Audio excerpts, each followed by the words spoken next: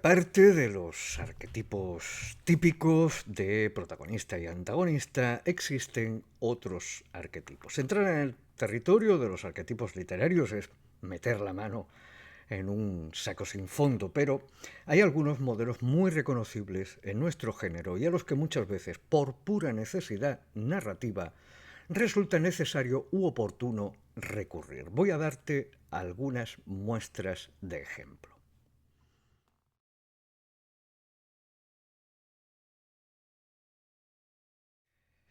Narrativamente hablando, la presencia de un personaje mentor suele ser requerida o cuanto menos oportuna. En muchas ocasiones resulta el catalizador y otras veces simplemente cumple la función de instructor o acompañante veterano, especialmente si tenemos un personaje joven, un héroe joven.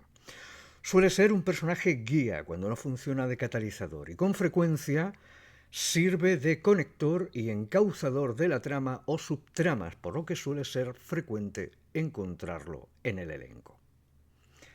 Un ejemplo clásico de mentor catalizador es Gandalf en El Señor de los Anillos. De hecho, el modelo del mago mentor sabio que sale de él ha acabado por convertirse en un cliché. Obi-Wan Kenobi es otro ejemplo típico, claro y canon de mentor, y podemos citar infinitos ejemplos.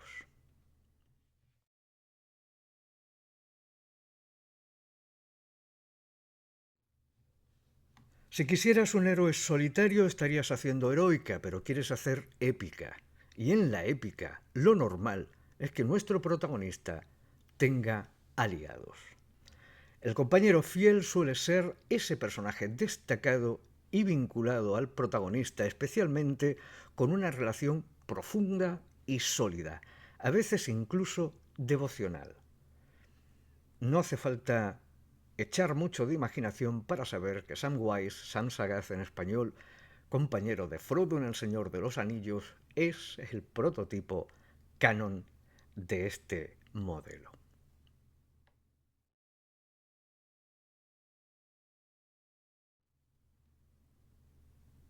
Es recurrente encontrar un personaje que acabe traicionando al protagonista o al grupo protagonista, ya sea porque estaba decidido desde el principio a hacerlo, ya sea por coherencia con un diseño previo que lo vuelva tendente a cambiar de bando o a dejarse seducir, engañar o cambiar de perspectiva. Es un clásico, es casi un cliché utilizar a un aliado que en un determinado momento de la narración traiciona. Va a depender de cómo se trabaje esa traición que no sea cliché. ¿Por qué? Porque en el fondo resulta una herramienta útil para provocar un giro de guión, o lo que suele llamarse un plot twist, que no por habitual deja de ser interesante. Depende de cómo lo hayas diseñado en tu historia. El personaje traidor puede y suele tener la oportunidad o bien de resarcirse de su culpa o bien de pagar por ella. La literatura fantástica, las historias en general, tienen numerosísimos ejemplos de personajes traidores, del aliado traidor. Pero quizás sea Boromir, en El Señor de los Anillos, uno de sus ejemplos más representativos.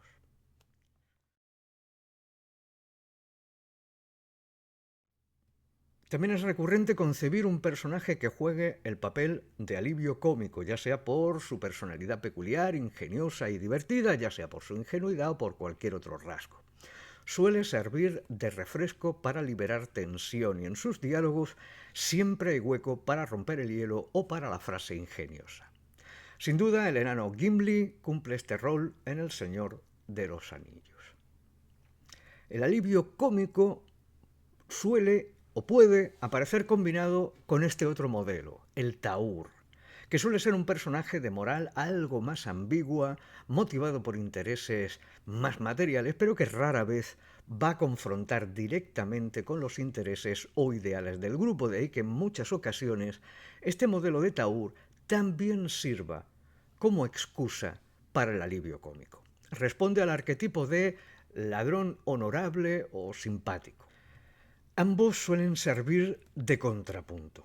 Estos personajes no solo añaden variedad a la narrativa épica, sino que también demuestran que el heroísmo puede manifestarse de formas inesperadas o que la moralidad no siempre es una línea recta.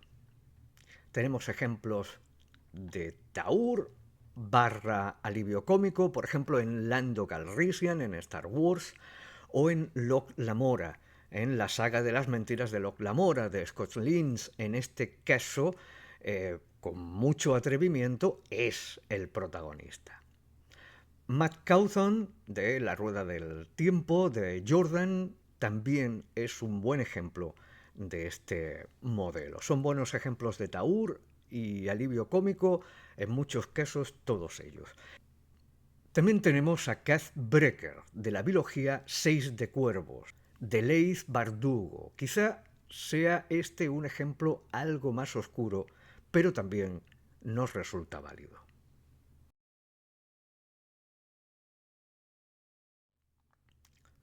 La doncella en apuros. Este es un arquetipo al que vamos a tener que hacer algunos matices. Tradicionalmente ha sido concebido tal cual, ¿no? Este modelo solía emplear a un personaje femenino que en muchas ocasiones resultaba del interés amoroso del protagonista y o que daba la excusa de la acción por encontrarse en un peligro del que debía ser rescatada. Formulado así, tal cual, es hoy día entendido como un cliché sexista. Personalmente creo que es cierto que se ha abusado de este esquema hoy día socialmente superado. Puede replantearse este arquetipo como el individuo en apuros, y puede ser un personaje único o puede representar una comunidad o incluso un reino. Este arquetipo suele proporcionar la excusa de la acción, ser el motor, el objetivo inicial de la historia, por lo que también es muy probable que aparezca en la mayoría de los elencos de las historias épicas.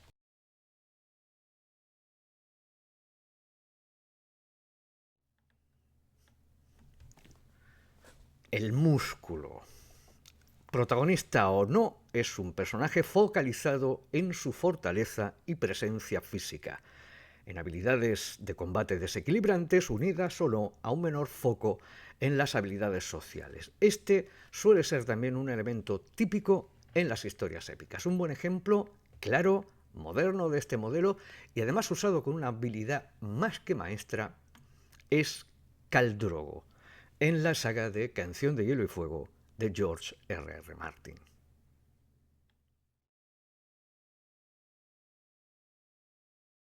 Protagonista o no, muchos autores encuentran interesante añadir a un personaje de amplio carisma.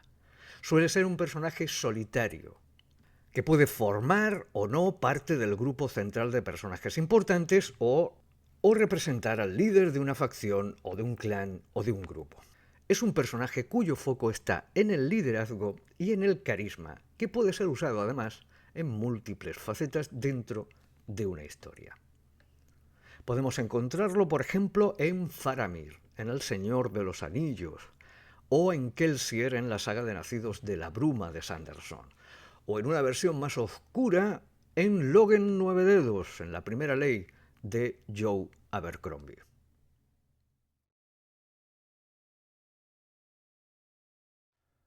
No suele ser extraño tampoco encontrar a un personaje que funciona como interés amoroso de otro personaje, independientemente del género u orientación sexual de ambos personajes. Y suele ser necesario incluir en el elenco el interés amoroso si queremos imprimir una capa de romance o explorar las distintas situaciones y momentos que pueden dar lugar los vínculos de romance.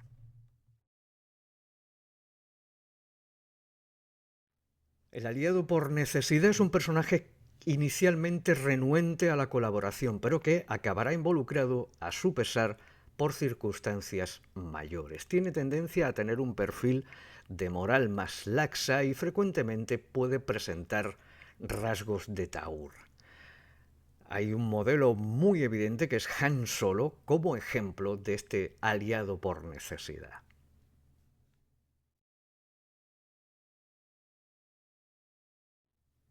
El susurrador es un personaje que puede estar adscrito a cualquier bando en litigio, pero que su foco es crear disrupción. Puede presentarse como un corruptor, como por ejemplo Lengua de Serpiente en El Señor de los Anillos, o un desafiador de la autoridad, una autoridad representada por el protagonista, por lo tanto puede ser un elemento de disrupción dentro incluso del grupo de protagonistas. Siempre es un elemento sombrío y de lealtades ambiguas. A fin de cuentas, su naturaleza lo vuelve idóneo para subvertir, alterar y girar eventos en la trama. Esta lista de arquetipos secundarios o anexos también podría ser tan larga que no acabaríamos nunca. Y con estos ejemplos creo que hemos llegado a cubrir nuestro punto, que es: hay innumerables arquetipos y muchos de ellos son universales, no solo de nuestro género. El arquetipo es un buen punto de partida a la hora de trabajar en el diseño de personajes. Entonces la pregunta a hacerse es: ¿estamos obligados a partir de un arquetipo? En literatura y en las artes en general no hay obligación de nada. Si ya tienes los modelos básicos en tu cabeza, se ajusten o no a algún arquetipo, de los propuestos o no, adelante con ellos. Los arquetipos están ahí para proporcionarte ideas iniciales que poder ampliar y desarrollar. Porque aquí el único secreto es dedicarle mucho tiempo a desarrollar a cada uno de tus personajes en profundidad, y para ello, y aquí sí que solo hay un camino, es añadirle matices a ese arquetipo para alejarse de su simpleza estructural o directamente subvertirlo completamente.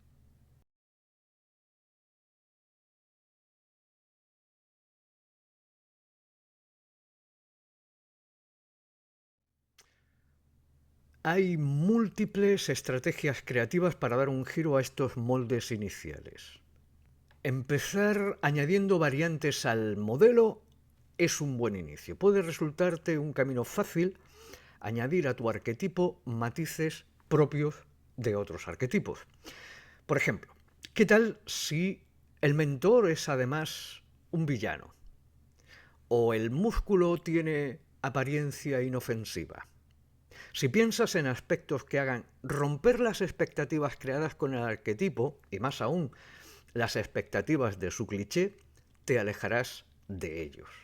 Se espera que tu líder sea carismático. ¿Qué tal si lo vuelves incapaz de hablar en público? ¿O completamente negado para la oratoria? ¿Y si tu sabio padece periodos de amnesia donde no recuerda aquello tan sabio que dijo 2 capítulos atrás? ¿O que incluso se vuelve un estúpido? ¿Y si tu alivio cómico no le hace gracia a nadie? Comienza con cosas sencillas y ve complicando el modelo poco a poco. No obstante, debemos de tener algo en cuenta.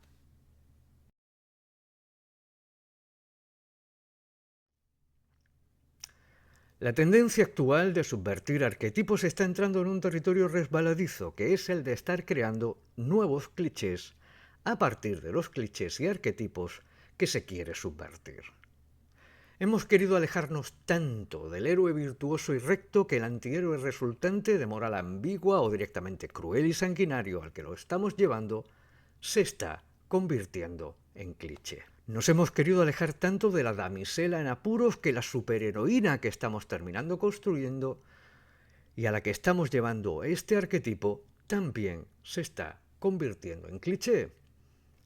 Va a ser tu sentido común, pero sobre todo la personalización de tus personajes enfocada a su propia coherencia y no centrada en tener que representar o dejar de representar algo en tu historia. Eso es lo que va a dar realmente vida propia y personalidad única a tu elenco de personajes. Es decir, personaliza en virtud de lo que creas conveniente para engrandecer y añadir matices a tu historia, no para contentar a nadie ahí fuera.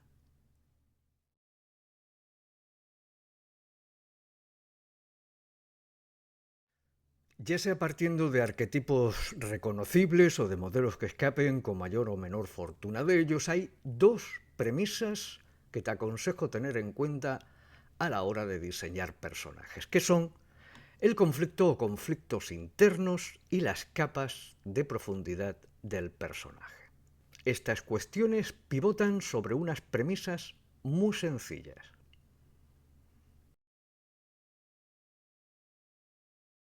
El conflicto externo es solo el telón de fondo. El verdadero motor de la historia es la lucha interna del personaje, ya sea protagonista o antagonista, y que te aconsejo quede representada y movida a través de sus dudas, miedos, inseguridades o traumas.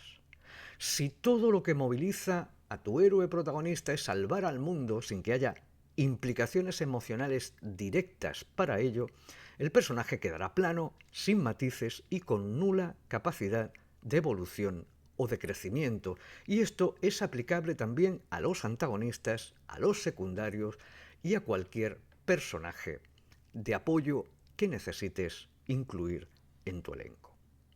He ahí las capas de profundidad de un personaje.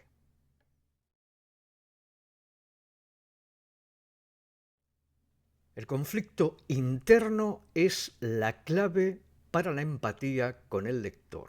Así que mi sugerencia es que todo personaje en tu historia tenga un gran conflicto interno al menos. Y este conflicto interno suele responder a la pregunta: ¿qué tiene que superar el héroe o el personaje dentro de sí mismo para poder triunfar en el exterior o al menos para evolucionar? Puedes añadir tantos conflictos internos como quieras o necesites, pero al menos deberías destacar uno por personaje.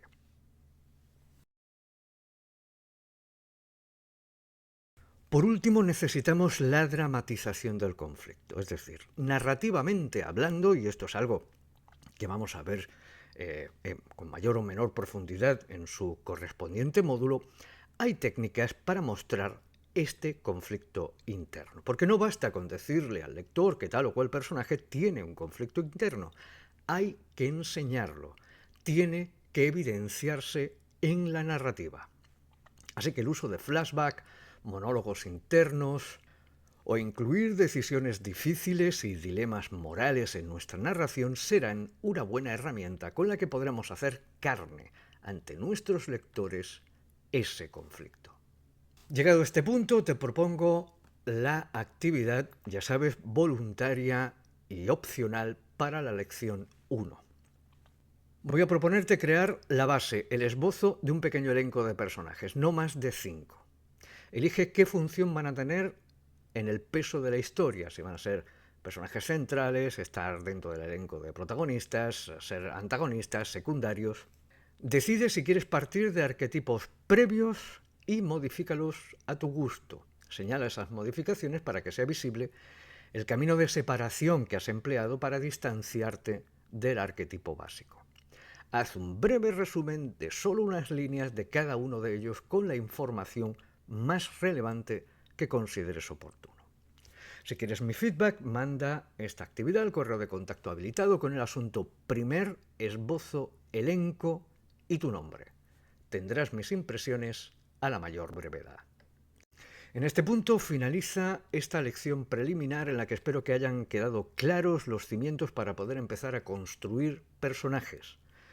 En la siguiente lección te daré algunas claves de cuáles son mis premisas a la hora de dotar de personalidad a mis personajes. Cuando te sientas motivado o motivada a ello, avanza hasta la siguiente lección y su vídeo correspondiente.